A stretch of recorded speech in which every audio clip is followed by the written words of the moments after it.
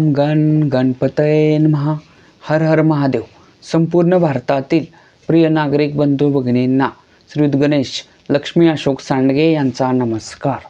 प्रिय बंधू भगिनींनो, शेअर बाजार गणेशवाणी चॅनलद्वारा सर्व बंधू भगिनींना गुंतवणूक साक्षर करण्याचा माझा हेतू आहे.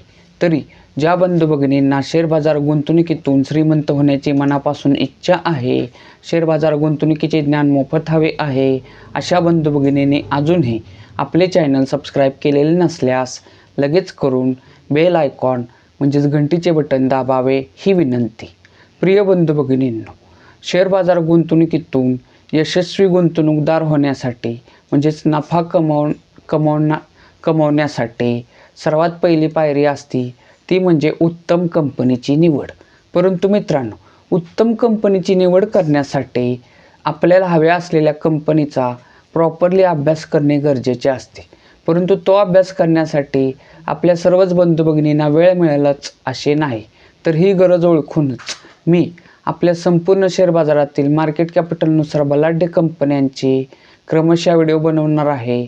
तसेच आपले बंधू भगिनी ज्या कंपन्यांची नावे कमेंट करतील अशा कंपन्यांच्या अभ्यासाचे सुद्धा मी व्हिडिओ बनवत आहे. तर मित्रांनो, आज आपण आपल्या संपूर्ण शेअर बाजारातील मार्केट कॅपिटलनुसार बलाढ्य असलेली एक नंबरची कंपनी म्हणजेच रिलायन्स इंडस्ट्रीज. मित्रांनो, रिलायन्स इंडस्ट्रीज ह्या कंपनीचा आज आपण अभ्यास करणार आहे. परंतु मित्रांनो, मी आत्ता तोंडी तुम्हाला सांगू शकतो की रिलायन्स कंपनी ही गुंतवणुकीसाठी उत्तम आहे.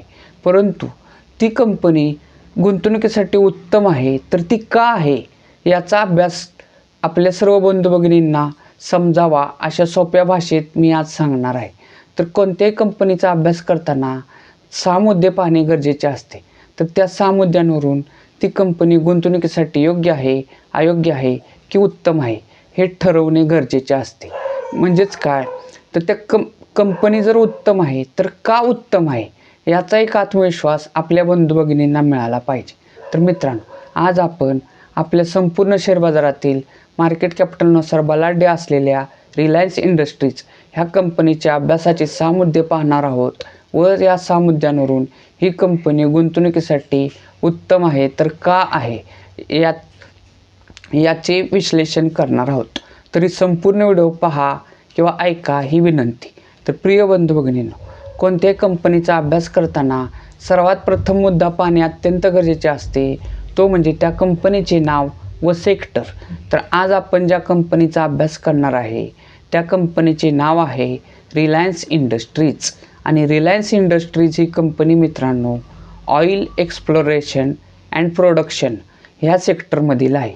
मित्रांनो, रिलायन्स कंपनीसारखेच काम करणाऱ्या इतर स्पर्धक कंपन्या जर बघितल्या तर त्या आहेत ONGC, ऑइल इंडिया, पेट्रोनेट LNG, विडॉल कॉर्पोरेशन, डीप इंडस्ट्रीज, प्रभा एनर्जी. तसेच मित्रांनो HOAC, जिंदाल ड्रिलिंग तसेच डॉल्फिन ऑफशेअर. मित्रांनो, रिलायन्स इंडस्ट्रीजसारखेच काम करणाऱ्या ह्या स्पर्धक कंपन्या आहेत. तशाच अजूनही भरपूर स्पर्धक कंपन्या आहेत. यापैकी कोणत्या कंपनीच्या अभ्यासाचा व्हिडिओ तुम्हाला हवा असेल किंवा आपल्या संपूर्ण शेअर बाजारातील कोणत्याही कंपनीच्या अभ्यासाचा व्हिडिओ हवा असेल तर त्या कंपनीचे नाव कमेंट करा. मी त्या कंपनीच्या अभ्यासाचा सुद्धा व्हिडिओ बनवेन. मित्रांनो, कोणत्याही कंपनीचा अभ्यास करताना दुसरा मुद्दा पाहणे अत्यंत गरजेचे असते, तो म्हणजे त्या कंपनीच्या शेअरची करंट व्हॅल्यू. करंट व्हॅल्यू म्हणजे काय, तर चालू किंमत. मित्रांनो, आज दिनांक आहे 5 डिसेंबर 2025 आणि आज रिलायन्स इंडस्ट्रीज ह्या कंपनीचा एक शेअर्स 1540 रुपये 60 पैसे ह्या किमतीला आज क्लोज झालेला आहे. म्हणजेच त्याची आजची किंमत 1540 रुपये 60 पैसे आहे. मित्रांनो, कोणत्याही कंपनीचा अभ्यास करताना तिसरा मुद्दा पाहणे अत्यंत गरजेचे असते, तो म्हणजे त्या कंपनीच्या शेअरची 52वे हाय व 52वे क्लो किंमत. मित्रांनो, 52वे हाय 52वे क्लो म्हणजे काय, तर ती कंपनी जी शेअर बाजारात आहे तर ते शेअर बाजारात 52वे म्हणजे सुमारे 13 महिन्यात त्या कंपनीचा शेअर्स जास्तीत जास्त किती वाढलेला तो असतो 52वे हाय व 13 महिन्यात त्या शेअरची किंमत कमीत कमी किती झालेली, तो असतो 52 किलो. तर मित्रांनो, रिलायन्स इंडस्ट्रीज ह्या कंपनीच्या शेअरची 52 हाय किंमत जर बघितली तर ती होती 1581 रुपये आणि 52 किलो किंमत जर बघितली तर ती होती 1114 रुपये आणि आत्ता करंट व्हॅल्यूला तो शेअर्स 1540 रुपये 60 पैसे ह्या किमतीला मिळत आहे. मित्रांनो, किमतीच्या बाबतीत असेच 2 वर्ष मागे गेल्यास रिलायन्स इंडस्ट्रीज ह्या कंपनीचा एक शेअर्स 1223 रुपयाला मिळत होता. मित्रांनो, किमतीच्या बाबतीत असेच 5 वर्ष मागे गेल्यास 5 वर्षातील कमीत कमी किंमत पाहिल्यास रिलायन्स इंडस्ट्रीज ह्या कंपनीचा एक शेअर्स 915 रुपयाला मिळत होता. मित्रांनो, किमतीच्या बाबतीत असेच 10 वर्ष मागे गेल्यास आणि 10 वर्षातील कमीत कमी किंमत पाहिल्यास रिलायन्स इंडस्ट्रीज ह्या कंपनीचा एक शेअर्स 227 रुपयाला मिळत होता. मित्रांनो, कोणत्याही कंपनीचा अभ्यास करताना चौथा मुद्दा पाहणे अत्यंत गरजेचे असते, तो म्हणजे त्या कंपनीच्या शेअरचं त्या कंपनीचं मार्केट कॅपिटल. मार्केट कॅपिटल म्हणजे काय, तर बाजार भांडवल.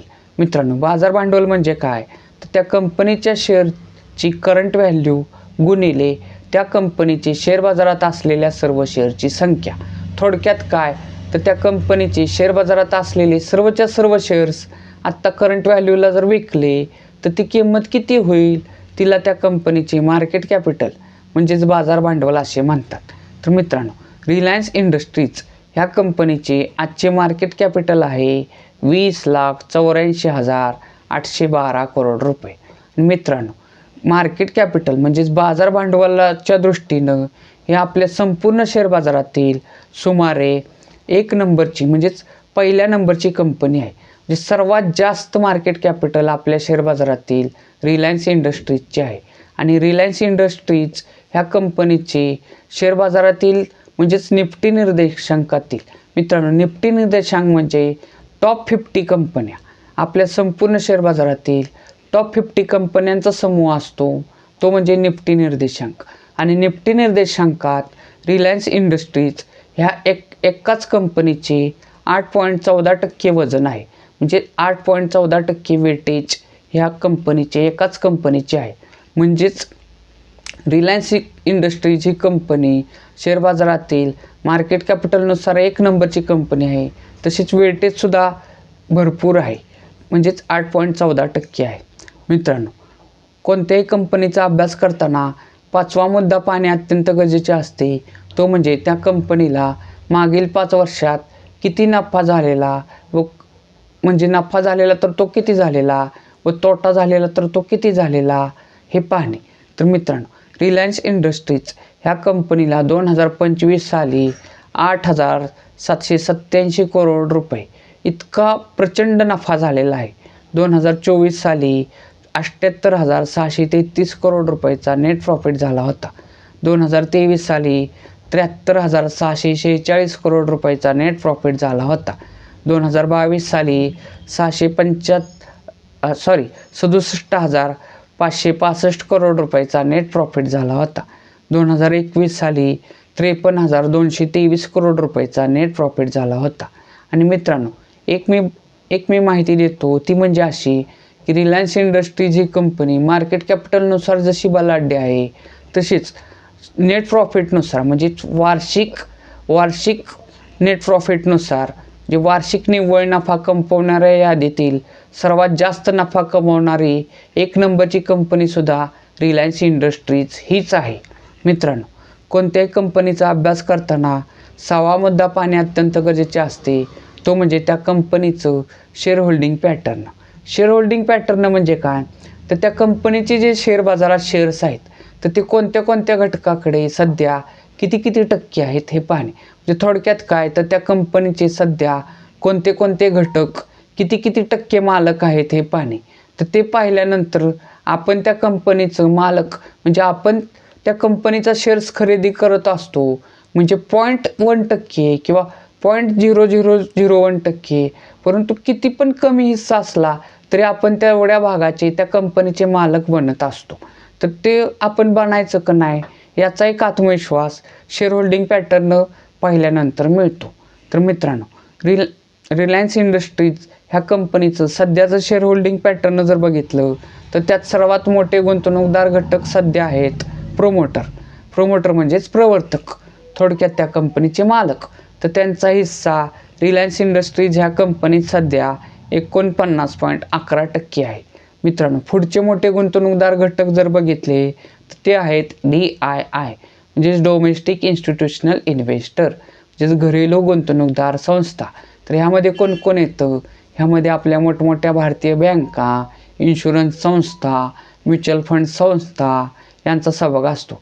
आणि त्या कंपन्या म्हणजे तो जो घटक आहे DII, हा घटक कंपनीचा प्रॉपरली अभ्यास करून मगच त्यात रक्कम गुंतवत असतो.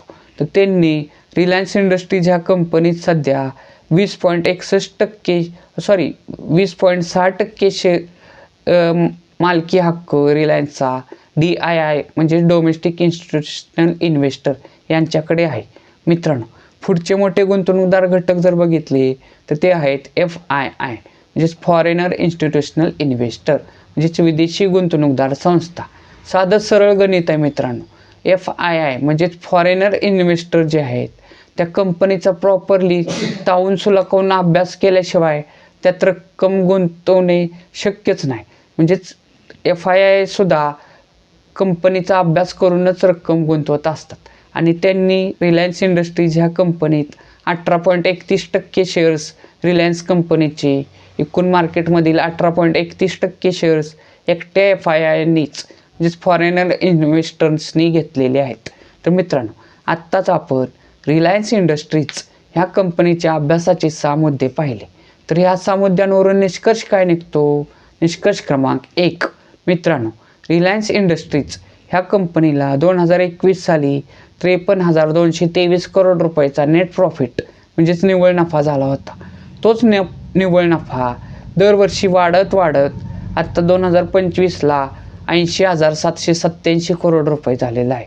म्हणजेच काय, तर ह्या कंपनीला नेट प्रॉफिटमध्ये भरघोस वाढ झालेली आहे. मागील 5 वर्षात नेट प्रॉफिटमध्ये भरघोस वाढ झालेली आहे. त्यामुळेच रिलायन्स इंडस्ट्रीज ह्या कंपनीचा शेअरसुद्धा त्याच प्रमाणात भरघोस प्रमाणात वाढलेला आहे. म्हणजेच काय, तर रिलायन्स इंडस्ट्रीज ह्या कंपनी 2 वर्षापूर्वी कमीत कमी 1223 रुपये. मित्रांनो, लक्षात घ्या, कोणत्याही कंपनीचा कमीत कमी 1 शेअर्स घेता येतो किंवा त्याच्या पटीत कितीही शेअर्स घेता येतात. परंतु आता आपण अभ्यासासाठी एकच शेअर जर पकडला तर रिलायन्स इंडस्ट्रीजमध्ये 2 वर्षापूर्वी एकच शेअर्स घेऊन 1223 रुपये गुंतवले असते. 5 वर्षापूर्वी 915 रुपये गुंतवले असते. 10 वर्षापूर्वी कमीत कमी 227 रुपये गुंतवले असते. तर त्याचे आत्ता करंट व्हॅल्यूला 1540 रुपये झालेले आहेत. म्हणजेच काय, तर रिलायन्स इंडस्ट्रीजमध्ये गुंतवलेल्या 1223चे म्हणजे 2 वर्षापूर्वीच्या 1223 रुपयाचे, 5 वर्षापूर्वीच्या 915 रुपयाचे, 10 वर्षापूर्वीच्या 227 रुपयाचे आत्ता करंट व्हॅल्यूला 1540 रुपये झालेले आहेत. म्हणजेच काय, तर ह्या कंपनीनं नेट प्रॉफिटसुद्धा भरघोस दिलेला आहे. 10 वर्षाचा जर आपण विचार केला तर रिलायन्स इंडस्ट्रीजनं 10 वर्षात जवळजवळ 6.7 पट इतका परतावा दिलेला आहे. म्हणजे आपण जी रक्कम गुंतवली ती 6.7 पट वाढलेली आहे. मित्रांनो, 10 वर्षात बँकेच्या एफडीत आपण जर रक्कम गुंतवली असती ती किती पट वाढली असती हे तुम्ही मला कमेंट करून सांगा. रिलायन्समध्ये ती 6.7 पट वाढलेली आहे.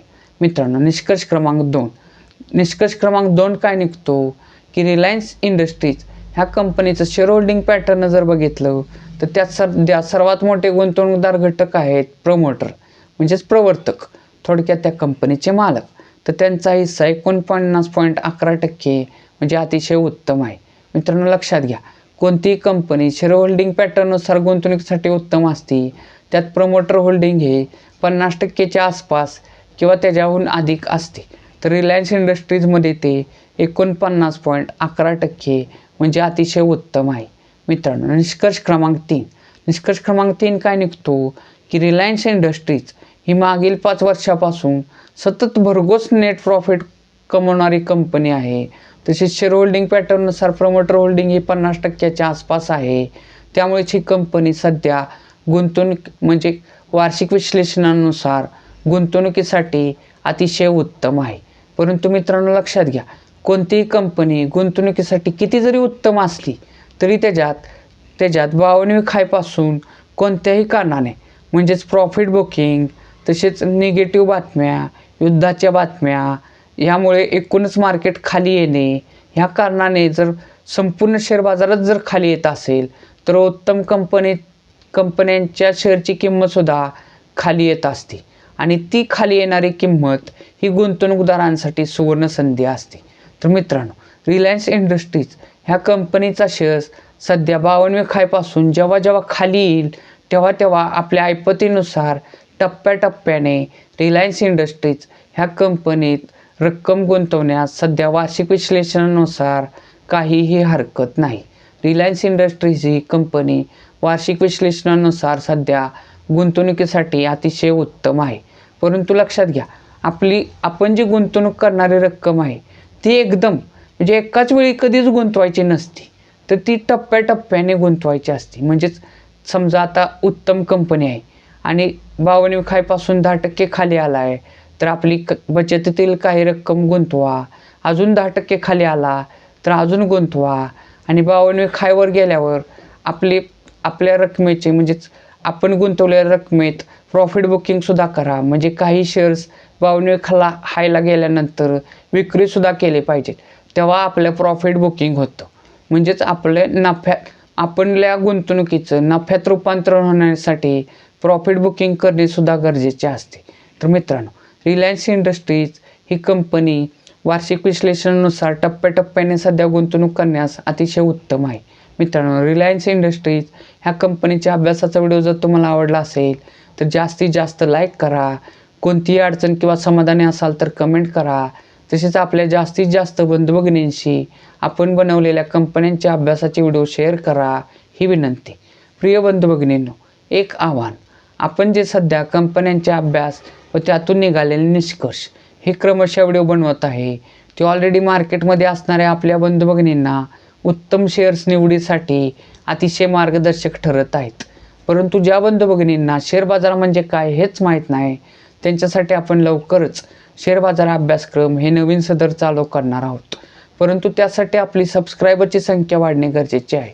तर तुम्ही अजून चॅनल सबस्क्राईब केलेले नसेल तर लगेच करा. तसेच आपल्या आप्तेष्टांना आपले चॅनल सबस्क्राईब करण्यास सांगा. आपली सबस्क्रायबरची संख्या वाढवा ही विनंती. भारत माता की जय.